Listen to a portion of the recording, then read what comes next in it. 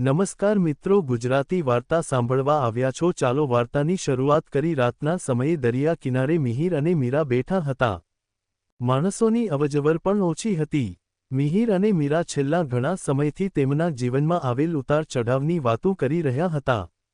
મિહિર મીરાની આંખમાં એક એવી લાગણીને જોઈ રહ્યો હતો જે મીરા કહી નહોતી શકતી।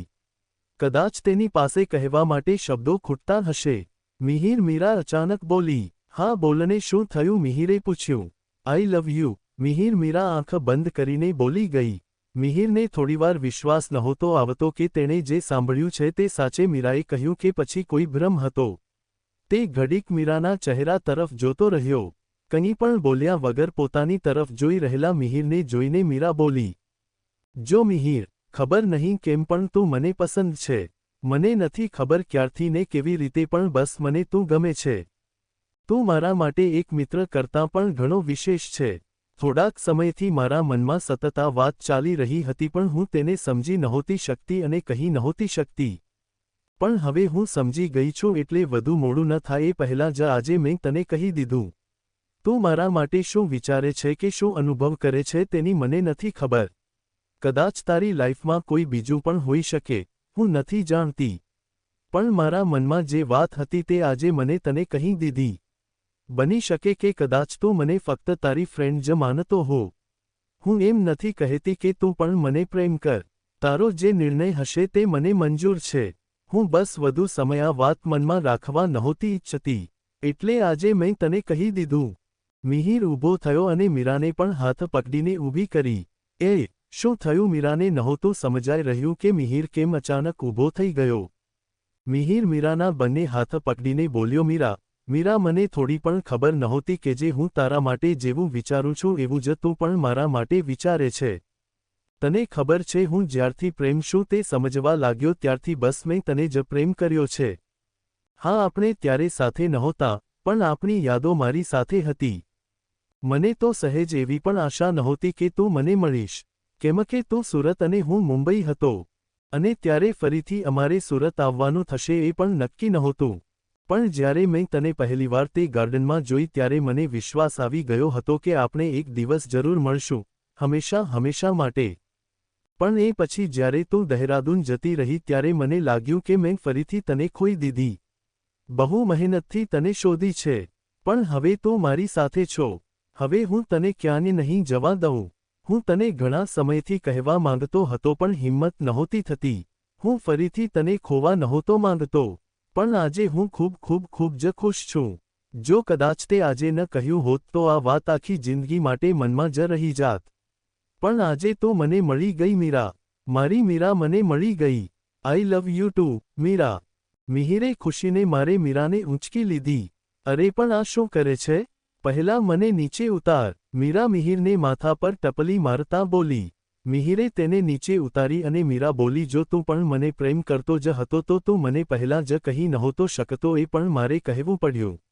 મને કેટલો ડર લાગી રહ્યો હતો કે મારી વાત સાંભળીને ખબર નહીં તું મને શું કહીશ। કેટલી હિંમત કરીને આજે મેં તને કહ્યું, અને તું સામેથી બોલી પણ ન શક્યો। એમ તો બહુ બોલ બોલ કરતો હો તો આ ન બોલી શકાયું, અને પાછું તો શું પણ તને તો એટલી પણ મીરા બોલી રહી હતી અને મિહિર તેને ચૂપ કરાવવાની કોશિશ કરી રહ્યો હતો, પણ મીરા તેની વાત સાંભળી જ નહોતી રહી। કંટાળીને મિહિર પોતાનો ચહેરો મીરાના ચહેરા પાસે લઈ ગયો અને પોતાના હોઠને મીરાના હોઠ પર મૂકી દીધા। મીરાનું બોલવાનું બંધ થઈ ગયું। મીરા મિહિરના શ્વાસની ગરમાહટ અનુભવી રહી હતી। તેના હૃદયના ધબકારા સ્પષ્ટપણે સંભળાઈ રહ્યા હતા। મીરાએ તેનો વિરોધ ન કર્યો। મીરા અને મિહિર બંને આ આનંદનો અનુભવ કરી રહ્યા હતા।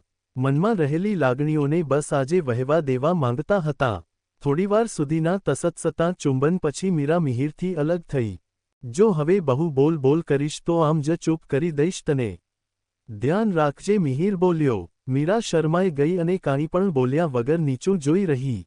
ઓય હોય, ખૂંખાર શેરનીને શરમાતા પણ આવડે છે, મને તો આજે ખબર પડી હું। મિહિર મીરાને ચીડવી રહ્યો હતો। હવે તું હાલને, બહુ મોડું થઈ ગયું છે, ઘરે જઈએ, કાલે પછી જવાનું પણ છે। મીરાએ કહ્યું। હા, મોડું તો થઈ ગયું, ચાલ હવે ઘરે જ જઈએ।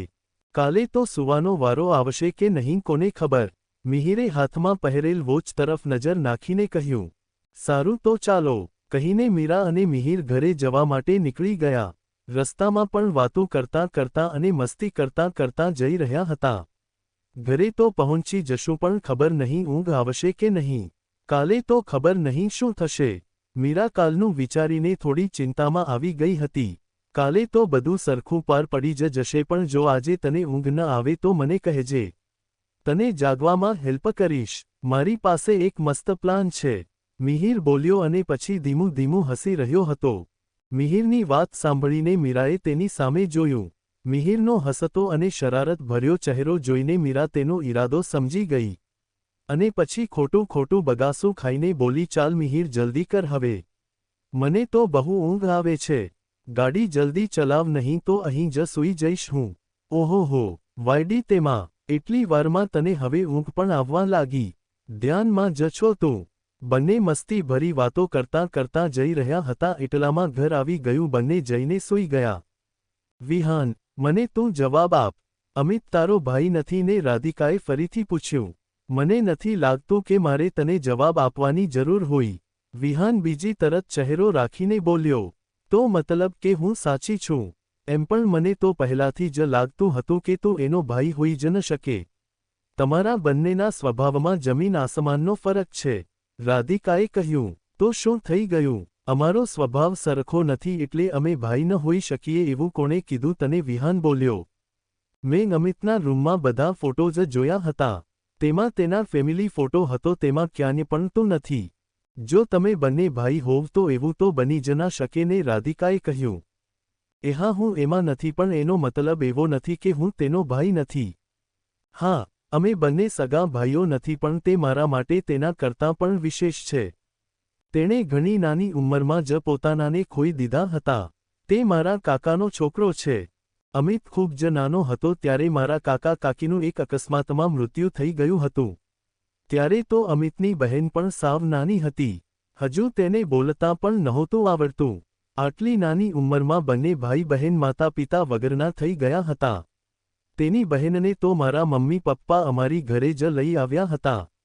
પણ અમિત હજુ એટલો સમજણો નહોતો થયો. તે તેના નાની સાથે રહેવાની જીદ કરવા લાગ્યો અને પછી તે ત્યાં જ મોટો થયો. જ્યારે તે સમજણો થયો અને ખબર પડી કે તેની બહેન અમારી સાથે જ રહે છે તે પછી અમિત પણ અમારી સાથે રહેવા આવી ગયો. હું, મારા મમ્મી પપ્પા, અમિત અને તેની બહેન અમે પાંચેય ખુશીથી રહેતા હતા. અમિતને હું એક ભાઈ કરતાં પણ વધુ પ્રેમ કરતો. અક્ષિતાના રૂપમાં મને એક બહેન પણ મળી ગઈ હતી. પણ એક દિવસ તેની બહેન, અક્ષિતાએ સ્યુસાઇડ કરી લીધું. એ પછીથી તે સાવ ભાંગી પડ્યો. તેના મમ્મી પપ્પાના મૃત્યુ પછી એક અક્ષિતા જ હતી કે જેના માટે તે જીવતો હતો. અમિત તેને પોતાનો પરિવાર માનતો હતો. અને તેના પણ મૃત્યુ પછી તે સહન ન કરી શક્યો અને અમારું ઘર છોડીને અહીં આવતો રહ્યો. અહીં આવીને અંડરવર્લ્ડના ધંધામાં જોડાઈ ગયો. મારા પપ્પાએ મને અહીં તેનું ધ્યાન રાખવા મોકલી દીધો એટલે હું તેની સાથે જ રહું છું. અમિત મને એક ભાઈ કરતાં પણ વિશેષ રાખે છે. માટે જ હું તેની વિરુદ્ધ જતો નથી કે તેના કામમાં કોઈ રોકટોક કરતો નથી. છતાં પણ હું તારું ધ્યાન રાખું છું. અમિતને ખબર નથી પડવા દેતો. કેમ કે તેની વિરુદ્ધ મારે જવું નથી અને એક નિર્દોષને દુઃખી હું જોઈ નથી શકતો. તે મનથી ખૂબ ભાંગી ગયેલ છે. તે અંદરથી પોતાને સાવ એકલો મહેસૂસ કરે છે. જ્યાં સુધી તે તેનો બદલો પૂરો નહીં કરે ત્યાં સુધી તેના મનની આગ શાંત નહીં થાય. તેની બહેનના મોતના ગુનેગારને તે પકડીને જ શાંત થશે. હું જાણું છું કે તે જે કાંઈ પણ કરે છે તે ખોટું જ છે પણ તેને સમજાવવાનો કોઈ અર્થ નથી હવે. તેને હવે તલાશ છે કોઈ આરવ નામના છોકરાની અને મીરા નામની છોકરીની. તે કોણ છે? પોતાની બહેન અને આરવનું નામ સાંભળતા જ રાધિકાને ઝટકો લાગ્યો. તેણે વિહાનને વચ્ચેથી જ બોલતો અટકાવીને પોતે બોલી, શું બોલ્યો? આરવ અને મીરા તું ઓળખે છે તેને? હા, મને તેણે એટલું કહ્યું હતું કે તે બંને જ મારી બહેનના મોતના ગુનેગાર છે. જ્યાં સુધી તેની સાથે બદલો નહીં લઉં ત્યાં સુધી મારી બહેનને ન્યાય નહીં મળે. હું તો આનાથી વધુ તેને નથી ઓળખતો પણ કેમ તે અચાનક તેના વિશે પૂછ્યું? તું ઓળખે છે તેમને? વિહાને પૂછ્યું. વિહાન, મીરા બીજું કોઈ નહીં પણ મારી જ બહેન છે. રાધિકા બોલી. શું મીરા તારી બહેન છે? વિહાન ચોંકી ગયો. હા, જેની પાછળ બદલો લેવાન તારો ભાઈ પડ્યો છે તે મારી બહેન છે. આરવ અને મારી મીરા દી કોલેજમાં સાથે જ સ્ટડી કરતા. એ કોઈ દિવસ અમિતની બહેનના મોત માટે જવાબદાર હોઈ શકે નહીં. નક્કી કોઈ મોટી ભૂલ થતી હશે અમિતથી, પણ તેમાં મીરા દીનો કે આરવનો વાંક ન જ હોઈ શકે. રાધિકાએ પૂરા વિશ્વાસથી કહ્યું, પણ મને એક વાત નથી સમજાઈ રહી કે જો અમિતનો બદલો આરવ અને મીરા સાથે હોય તો તેણે તને કેમ અહીં રાખી છે તે સાબિત શું કરવા માંગે છે? વિહાનને કશું નહોતું સમજાઈ રહ્યું. ખબર નહીં, પણ મને એક વખત તેણે કહ્યું હતું કે પોતાનું ખોઈને કેવું લાગે તે મીરાને કહેવા માગે છે. મને લાગે છે મને મારી બહેનથી અલગ કરીને પોતાની બહેનને ખોવાને જેટલું દર્દ તેને થયું છે તે હવે મારી બહેનને આપવા માગે છે. રાધિકાને હવે થોડી થોડી વાત સમજાઈ રહી હતી. અને હવે તો તારી બહેન પણ તને શોધતા શોધતા અહીં આવી ગઈ છે. અમિત ગુસ્સામાં તને નુકસાન પણ પહોંચાડી શકે છે. તે કોઈ પણ હદ સુધી જઈ શકે છે. જો તારી બહેનથી કોઈ નાની એવી પણ ભૂલ થશે તો તારો જીવ જોખમમાં મુકાઈ જશે. રાધિકા, હવે મને તારી અને તારી બહેન બંનેની ચિંતા થઈ રહી છે.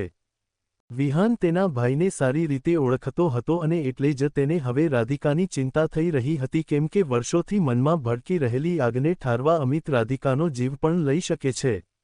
મને હવે મીરા દીની ચિંતા થાય છે. તેને કદાચ આઈડિયા પણ નહીં હોય અમિત કેટલો ખતરનાક છે તે અત્યારે ક્યાં હશે? ક્યાંક અમિત તેના સુધી પણ નહીં પહોંચી ગયો હોઈને રાધિકા ખૂબ ચિંતામાં મુકાઈ ગઈ.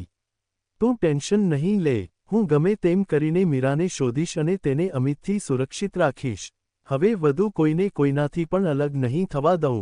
વિહાન રાધિકાને હિંમત આપતા બોલ્યો. પણ રાધિકા, તું અમિતને કેવી રીતે ઓળખે છો? મતલબ કે એ તને અહીં સુધી કઈ રીતે લાવ્યો? અજાણતા તો તું તેની સાથે અહીં સુધી આવે જ નહીં. અને તું કોઈ પેનડ્રાઈવ શોધી રહી હતી ને તેમાં શું છે? વિહાને પૂછ્યું. હા, હું પેનડ્રાઈવ જ શોધી રહી હતી. તેમાં એક વિડિયો છે અને તેના લીધે જ હું મુસીબતમાં મુકાઈ ગઈ છું. એક ખોટા વ્યક્તિ ઉપર મેં વિશ્વાસ કરીને બહુ મોટી ભૂલ કરી નાખી હતી. તે ભૂલ જ મારું અહીં આવવાનું કારણ છે. એકવાર તે હાથમાં આવી જાય પછી અમિત સાથેની આ લડાઈ જીતવી સહેલી બની જશે. રાધિકાએ કહ્યું. કેમ, એવું શું છે તેમાં? વિહાને પૂછ્યું. રાધિકા આગળ કશું બોલે ત્યાં ડોરબેલ વાગી. વિહાન અને રાધિકાએ ઘડિયાળ તરફ જોયું તો ઘણું મોડું થઈ ગયું હતું. વિહાન, હવે વધુ વાત કરવાનો અત્યારે સમય નથી. તું ગમે તેમ કરીને મારી બહેનને શોધ અને તે કોઈ મુશ્કેલીમાં ન મુકાઈ જાય તેનું ધ્યાન રાખજે. રાધિકાએ ઉતાવળે વિહાનને કહ્યું. હા, હું અત્યારે અહીંથી જઉં છું. અમિતને સહેજ પણ શંકા ન જવી જોઈએ કે હું તારી સાથે છું. તારી મદદ કરું છું. કાલે સવારે અમિત જશે પછી હું આવીશ અને આગળ શું કરવું તે વિચારી લઈશું. Okay, bye, take care. કહીને વિહાન ઝડપથી રાધિકાના રૂમમાંથી બહાર જતો રહ્યો અને રાધિકા પણ ચૂપચાપ સૂઈ ગઈ. અમિત અંદર આવ્યો પછી રાધિકાના રૂમનો દરવાજો ખોલીને જોયું તો રાધિકા સૂઈ ગઈ હતી. તેને જોઈને અમિત મનમાં જ બોલ્યો, હા, આરામથી સૂઈ લે. ટૂંક સમયમાં તને હંમેશા માટે આરામની ઊંઘ હું અપાવી દઈશ. આટલું બોલીને તે લુચ્ચું હસ્યો અને દરવાજો બંધ કરીને પોતાના રૂમમાં જતો રહ્યો. બીજા દિવસે સવારે કામ થયું કે નહીં તેના વિશે કોઈ માહિતી મળી કે નહીં. મિત ફોન પર કોઈ સાથે વાત કરી રહ્યો હતો. આરવ તેની સામે જ બેઠો હતો અને તેની વાત સાંભળી રહ્યો હતો. હા સર, તેનો એક માણસ અત્યારે મારા કબજામાં છે, પણ તે હજુ સુધી કંઈ પણ કહ્યું નથી. સામે છેડેથી અવાજ આવ્યો. ગમે તેમ કરીને તેનું મોઢું ખોલાવ. જરૂર પડે તો હાથ પણ ઉપાડ. પપ્પાની ચિંતા નહીં કર. તેને આ વાતની કંઈ પણ જાણ નહીં થાય અને તું કોઈ પણ મુસીબતમાં નહીં આવ તેની જવાબદારી હું લઉં છું. પણ ગમે તેમ કરીને તેની પાસેથી માહિતી કઢાવ અને તે નિશાન કેવી રીતે બનાવે છે તેની જાણકારી મેળવ. મિતે કહ્યું. ઓકે સર, અડધી જ કલાકમાં તમારું કામ થઈ જશે. કહીને સામેવાળી વ્યક્તિએ ફોન મૂક્યો. મિત, તને લાગે છે સાંજ સુધીમાં આપણું કામ થઈ જશે? કેમ કે 8 વાગે તો આપણે પૂરી તૈયારી કરીને નીકળી જવાનું છે. એ પહેલાં તે નિશાન મેળવવું જરૂરી છે. આરવે કહ્યું. અરે તું ટેન્શન ન લે. તે મારા પપ્પાનો ખાસ વિશ્વાસુ માણસ છે. ગમે તેવું કામ હોય તે પૂરું કરીને જ રહે. અને તેણે કહ્યું છે કે અડધી કલાકમાં કામ થઈ જશે. મતલબ તે ગમે તેમ કરીને તેની પાસેથી બધું જાણીને જ આવશે. મિતે પૂરા વિશ્વાસથી કહ્યું. ઓકે, તો વાંધો નહીં. આરવે કહ્યું. હા, ત્યાં સુધીમાં આપણે બાકીની તૈયારી કરી લઈએ. કહીને મિત તેના કબાટમાંથી કાનિક લઈ આવ્યો અને આરવને કહ્યું, જો આ વાયરલેસ બ્લ્યુટૂથ છે. હું અને આશી આના થ્રુ તમારી સાથે કોન્ટેક્ટમાં રહીશું. અને આ સ્મોલ કેમેરો, આને હું આશીની ઇયરિંગમાં ફિટ કરી દઈશ અને તેની તે લોકોને પણ ખબર નહીં પડે. અંદર જતાં જ ત્યાંનું બધું આ કેમેરામાં શૂટ થઈ જશે. ઓકે. અને તમારા પ્રોટેક્શન માટે કદાચ કોઈ મુશ્કેલી આવી જાય અને બચવા માટે આરવે કહ્યું. હવે વધુ વસ્તુ લઈ જવી એ આપણા માટે જ મુસીબત બનશે. કેમ કે જો તે લોકોને થોડો પણ આઈડિયા આવી જશે કે શક જશે તો આપણું કામ તમામ થઈ જશે. બને ત્યાં સુધી ધ્યાન રાખશું કે કોઈ મુશ્કેલી ન આવે અને જો આવશે તો ત્યાંથી ભાગી જશું. મિત ટેન્શન લીધા વિના બોલ્યો, હા એ વાત સાચી છે તારી. હવે ખોટું જોખમ લેવું ન જોઈએ.